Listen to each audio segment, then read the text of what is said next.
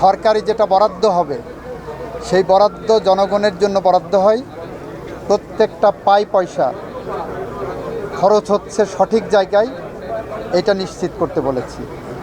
এবং বলেছি যদি কোনো দুর্নীতির আশ্রয় কেউ নেয়, শুধু তার চাকরি যাবে, ডিপার্টমেন্টাল প্রসিডিং হবে সেটা হবে না, সাথে তার বিরুদ্ধে একটা দুর্নীতির মামলাও হবে, এটা বলেছি। মাদকের ব্যাপারে জিরো টলারেন্স, সন্ত্রাস, রাজনৈতিক দুর্বৃত্তায়ন, সামাজিক হানাহানি, মারামারি সমস্ত কিছু নিরপেক্ষভাবে ব্যবস্থা নেওয়ার জন্য প্রশাসনকে আমরা নির্দেশ দিয়েছি। কারণ গুটি কয়েক এ ধরনের মিসক্রিয়েন্টের কারণে সরকারের সব ভালো কাজের ভাবমূর্তি নষ্ট হতে পারে না। মাননীয় মন্ত্রী ওই বিএনপি গভর্নমেন্ট ফর্ম করার পরে বিভিন্ন মহল থেকে যারা ফ্যাসিবাদের সাথে যুক্ত তাদেরকে মুক্ত করার জন্য এবং তাদের পক্ষে কথা বলার জন্য একটা মহল সোচ্চার রয়েছে।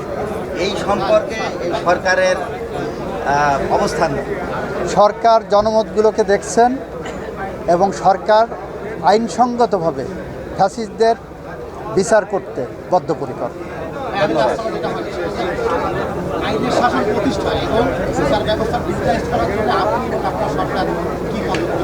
আমরা এটা প্রথম দিনই বলেছি, বাংলাদেশের রক্তের সিঁড়ি বেয়ে ফ্যাসিস্টদের পতন ঘটানো হয়েছে। বাংলাদেশ গণতান্ত্রিক অগ্রযাত্রায় মহাসড়কে উঠেছে।